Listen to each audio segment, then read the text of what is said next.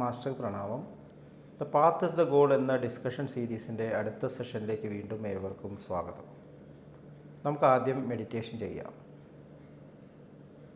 കണ്ണുകൾ അടച്ച് ശാന്തമായിരിക്കൂ. ഭൂമി മാതാവിനോടും സർവചരാചരങ്ങളോടും അന്തരീക്ഷത്തോടും കൃതജ്ഞത രേഖപ്പെടുത്തൂ. ഭൂമി മാതാവിൽ നിന്നുമുള്ള ഹീലിംഗ് എനർജി കാലുകളിലൂടെ പ്രവേശിച്ച് ശരീരം മുഴുവൻ വ്യാപിക്കുന്നതായും ശരീരത്തിലെ എല്ലാ ഭാഗങ്ങളെയും എല്ലാ കോശങ്ങളെയും റിലാക്സ് ചെയ്യാൻ സഹായിക്കുന്നതായും അനുഭവിക്കൂ.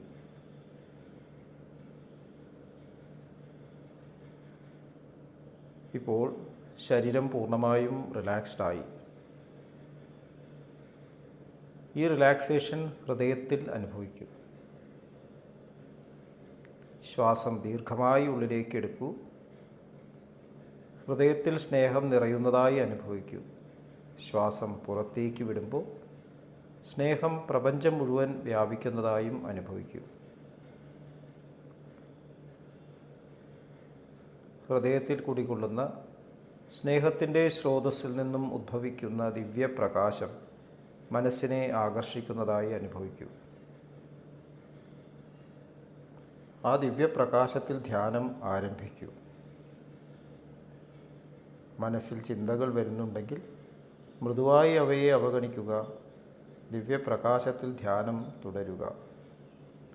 Please start meditation.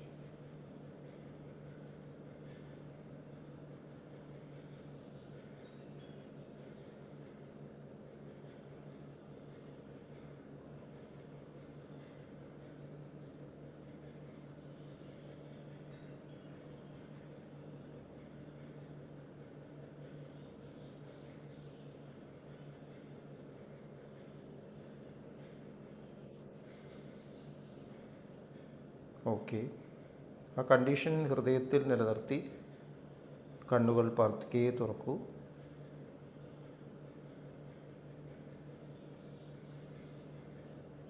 എല്ലാവരെയും വീണ്ടും ഹാർദമായി ഹാർട്ട്ഫുൾനെസ് സഹജമാർ മെഡിറ്റേഷൻ സിസ്റ്റത്തിലേക്ക് സ്വാഗതം ചെയ്യുന്നു. എങ്ങനെ ഈ സിസ്റ്റത്തിൽ ജോയിൻ ചെയ്യാം എന്നതിൻ്റെ വിശദ വിവരങ്ങൾ ഡിസ്ക്രിപ്ഷൻ ബോക്സിൽ കൊടുത്തിട്ടുണ്ട്. നമ്മൾ മാനിഫെസ്റ്റിംഗ് ലവ്, മാനിഫെസ്റ്റിംഗ് ഗോൾ, ഇതാണ് ചർച്ച ചെയ്യുന്നത്. അപ്പോൾ നമ്മൾ ഏത് സ്ഥിതിയിലാണ് ഇരിക്കുന്നതോ ആ സ്റ്റേറ്റിൽ നിന്നാണ് നമ്മൾ മാനിഫെസ്റ്റ് ചെയ്യുന്നത്. നമ്മുടെ ശ്രദ്ധ എവിടെയാണോ, നമ്മുടെ ഫെയ്ത്ത് എവിടെയാണോ, അവിടെ നിന്നുകൊണ്ടാണ് നമ്മുടെ ഫസ്റ്റ് സ്പോൺസറിങ് തോട്ട്. നമ്മളറിയാതെ അൺകോൺഷ്യസ് ആയിട്ട് അവിടെ നിന്നാണ് പെരുമാറുക. ഇത് നമ്മൾ ഡിസ്കസ് ചെയ്ത കാര്യമാണ്. അപ്പോൾ നമ്മുടെ കഴിവുകളും അതിന് അനുസൃതമായിരിക്കും. നമ്മളുടെ പവർ ഓഫ് സജഷൻ എന്ന് പറയും. നമ്മൾ എന്ത് പ്രവൃത്തി ചെയ്യുമ്പോഴും അതിൻ്റെ പുറകിലുള്ള സങ്കല്പ ശക്തിയാണ് അതിന് ശക്തി നൽകുന്നത്. ശാരീരികമായിട്ടോ മാനസികമായിട്ടോ എന്ത് പ്രവൃത്തി ചെയ്യുകയാണെങ്കിൽ, ഇപ്പോൾ നമ്മൾ ശാരീരികമായിട്ട് എന്തെങ്കിലും ചെയ്യുകയാണെങ്കിൽ സങ്കല്പശക്തി ഇല്ലെങ്കിൽ, ഇച്ഛാശക്തി അവിടെ ഇല്ലെങ്കിൽ അത് വർക്ക് ചെയ്യില്ല. ഇപ്പോൾ സ്പോർട്സ്മാനെയൊക്കെ കണ്ടാലറിയാം, ആ സങ്കല്പശക്തി, പോസിറ്റീവായിട്ടുള്ളൊരു തോട്ട്, ആ വിൽ, ആ തോട്ട് അപ്ലൈ ചെയ്യാനുള്ള വിൽ അത് ബോഡിയിലൂടെ പ്രകടമാക്കും. അപ്പോൾ എത്രത്തോളം ആ വിൽ ചിന്തയോട് ഘടിപ്പിക്കുന്നു അത്രത്തോളം സക്സസ്ഫുൾ ആവും.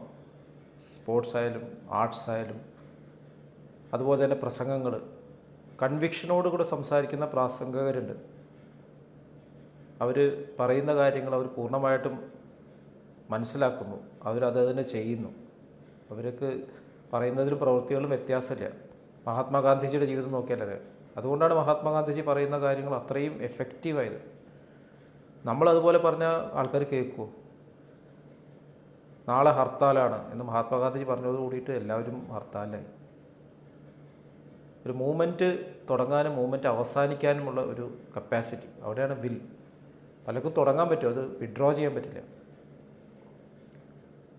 അതിനേക്കാളും ഉപരിയാണ് ചിന്തയിലുള്ള പവർ ഓഫ് സജഷൻ. മഹാത്മാക്കൾ ചിന്ത ഹയസ്റ്റ് ലെവലിൽ നിന്ന് ചിന്തിക്കുന്നു, അപ്പോൾ അത് നടക്കുന്നു. മഹാന്മാർ ചിന്തിക്കുന്നത് സത്യമായി മാറുന്നു, പറയുന്നത് സത്യമായി മാറുന്നു. അവർ സത്യം പറയുകയല്ല ചെയ്യുക, പറയുന്നത് സത്യമായി മാറുന്നു. കാരണം അവർ ആ സ്റ്റേറ്റ് എന്നാണ് പറയുന്നത്. അവർ ഇച്ഛിക്കുന്നു, നടക്കുന്നു. ഒരു കമ്പനിയുടെ ബോസ് ഒരു തീരുമാനം എടുക്കുമ്പോൾ കമ്പനി മുഴുവൻ നടപ്പാക്കുന്നത് പോലെ, അല്ലെങ്കിൽ രാജ്യത്തിൻ്റെ പ്രധാനമന്ത്രി എന്തെങ്കിലും പറയുമ്പോൾ അത് എല്ലാവരും അനുസരിക്കുന്നത് പോലെ, ഹയസ്റ്റ് സ്റ്റേറ്റിൽ നിന്നൊരു വ്യക്തി ഒരു തോട്ട് ഇട്ട് കഴിഞ്ഞാൽ അത് നടക്കുന്നു. അപ്പോൾ ആ തോട്ട് ഏറ്റവും ഹയസ്റ്റ് തലത്തിൽ നിന്നാണെങ്കിലും അവിടെയാണ് മാനിഫെസ്റ്റിംഗ് ലവിൻ്റെ പ്രധാനപ്പെട്ട ഒരു ഘടകം. നമ്മൾ മനസ്സുകൊണ്ട് എക്സിസ്റ്റ് ചെയ്യുന്ന ആ ലോകം, അത് ഈ ലോകത്തിൽ നമ്മൾ കാണുന്നു എന്നുള്ള സജഷൻ വേണം. ഓൾറെഡി അത് സംഭവിച്ചു കഴിഞ്ഞു, നമ്മൾ അവിടെയാണ്, പിന്നെ വേറൊന്നും കാണുന്നില്ല, വേറൊന്നും നമ്മുടെ മനസ്സിലില്ല. സ്നേഹത്തിൽ നിറഞ്ഞ ഒരു തോട്ട് മാത്രം. മെഡിറ്റേറ്റീവ് സ്റ്റേറ്റിൽ നമ്മൾ നിലനിൽക്കുമ്പോൾ നമ്മളപ്പോൾ മാസ്റ്ററുടെ അടുത്താണ്, ബ്രൈറ്റർ വേൾഡിലാണ്. ആ തോട്ട് തന്നെ നമ്മൾ ജീവിതത്തിലേക്ക് എത്രത്തോളം എക്സ്റ്റെൻഡ് ചെയ്യുന്നു അത്രത്തോളം ഇവിടെ ബ്രൈറ്റർ വേൾഡ് പ്രകടമായിക്കൊണ്ടിരിക്കുന്നു. ക്വാണ്ടം ഫിസിക്സും അതുതന്നെയാണ് പറയുന്നത്. ഒബ്സർവറാണ് ഡിസൈഡ് ചെയ്യുന്നത് ഈ ലോകത്തിൻ്റെ സ്റ്റേറ്റ്. നമ്മൾ ഒബ്സർവേഴ്സാണ്.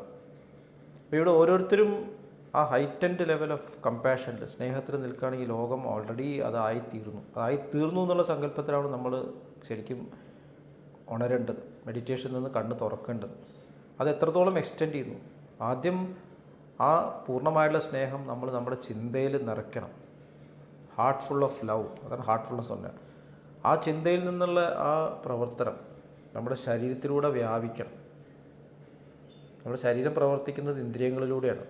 അഷ്ടാംഗ യോഗ പദ്ധതിയിൽ യമം, നിയമം, ആസനം, പ്രാണായാമം, പ്രത്യാഹാരം, ധാരണം, ധ്യാനം, സമാധി.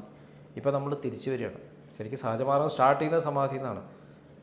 സമാധി ധാരണാഭാവത്തിൽ, കോൺസെൻട്രേറ്റഡ് ഭാവത്തിൽ നമ്മൾ പ്രത്യാഹാരത്തിലേക്ക്. പ്രത്യാഹാരം എന്ന് പറഞ്ഞാൽ ഇന്ദ്രിയങ്ങളെ വിഡ്രോ ചെയ്ത് ആ ഇന്ദ്രിയങ്ങളെ തന്നെ നമ്മൾ ഡിവൈൻ ഫ്ലോവിൻ്റെ ചാനൽസാക്കി മാറ്റിക്കൊണ്ടാണ് കണ്ണ് തുറക്കേണ്ടത്. എന്തൊരു അത്ഭുതമായിരിക്കും. ഗംഗാനദി കടലിൽ ചേരുമ്പോൾ ഉപ്പുരസമായിരിക്കും. നേരെ മറിച്ച് ചേരുന്ന കടലും ഉപ്പുരസമില്ലാത്ത പ്യുവറായിട്ടുള്ള ആ കടലാണെങ്കിലും അവിടെ നിന്നും എല്ലാവർക്കും ശുദ്ധജലം ലഭിക്കും. വെള്ളത്തിന് ക്ഷാമം ഉണ്ടാവില്ല. അതുപോലെ തന്നെ നമ്മളുടെ ഒറിജിനലായിട്ട് നമ്മുടെ ചിന്ത, സ്നേഹത്തിൻ്റെ ചിന്ത, അതാണ് നമ്മുടെ ഗംഗോത്രി. അത് ഈ സംസാരത്തിലേക്ക് നമ്മൾക്ക് കൊണ്ടുവരാൻ സാധിക്കണമെങ്കിൽ ഇത് സ്നേഹത്തിൻ്റെ കടലായിട്ട് മാറും. എല്ലാവരും ആ സ്നേഹം അനുഭവിക്കുന്നു. അപ്പോൾ ഇതിന് 20% ആൾക്കാർ മതി എന്നാണ് ദാജി പറയുന്നത്. 20%എങ്കിലും ഈ ഒരു കോൺഷ്യസ്നെസ്സിലേക്ക് വരുന്ന ലോകം മാറിക്കഴിഞ്ഞു. അപ്പോൾ നമ്മൾ മെഡിറ്റേറ്റ് ചെയ്യുന്നവർ ഈ ഒരു ചിന്തയിൽ കണ്ണ് തുറക്കണം. കണ്ണ് തുറക്കുമ്പോഴേക്കും എൻ്റെ കണ്ണുകളിലൂടെയും ചെവികളിലൂടെയും എല്ലാ ഇന്ദ്രിയങ്ങളിലൂടെയും സ്നേഹം പ്രവഹിക്കുന്നു. എൻ്റെ ഓരോ കോശത്തിലും സ്നേഹം നിറയുന്നു. എൻ്റെ കോശമെല്ലാം സ്നേഹം കൊണ്ട് വൈബ്രേറ്റ് ചെയ്യുന്നു. എൻ്റെ ശരീരം എൻ്റെ കൂടെയുള്ള എൻ്റെ ഫ്രണ്ടാണ്, എൻ്റെ സുഹൃത്താണ്. ഇത് സ്നേഹത്തിൻ്റെ ഒരു പ്രകാശഗോപുരമായി കഴിഞ്ഞു, ക്ഷേത്രമായി മാറിക്കഴിഞ്ഞു. ക്ഷേത്രമായി മാറിക്കഴിഞ്ഞിട്ടാണ് നമ്മൾ മെഡിറ്റേറ്റ്. ഇനി ക്ഷേത്രമായി തന്നെ നിലകൊള്ളുന്നു എന്നുള്ള ബോധത്തിൽ നമ്മൾ സഞ്ചരിക്കാൻ തുടങ്ങണം. ഇതിന് മാസ്റ്റർ മാത്രമേ ഉള്ളൂ, ഇനി വേറൊന്നുമില്ല പ്രകടമാക്കാൻ. അപ്പോൾ ആ ഒരു സ്റ്റേറ്റിൽ നമ്മൾ യാത്ര തുടങ്ങുമ്പോൾ അത് എത്രത്തോളം എക്സ്റ്റെൻഡ് ചെയ്യാൻ പറ്റുന്നു അത്രത്തോളം നമ്മുടെ ചുറ്റുമുള്ള അന്തരീക്ഷം മാറിക്കൊണ്ടേയിരിക്കുന്നു. പിന്നെ നമ്മുടെ ചുറ്റുമുള്ള അന്തരീക്ഷത്തിൽ ഇതേ സ്മരണ നിലനിൽക്കുന്നു എന്നാണ് അടുത്ത നമ്മുടെ സജഷൻ. ഇത്രയും പറഞ്ഞുകൊണ്ട് ഇന്നത്തെ ഡിസ്കഷൻ ഇവിടെ അവസാനിപ്പിക്കാം. അടുത്ത സെഷനിൽ ഇതേ തോട്ട് നമുക്ക് കണ്ടിന്യൂ ചെയ്യാം. നന്ദി, നമസ്കാരം.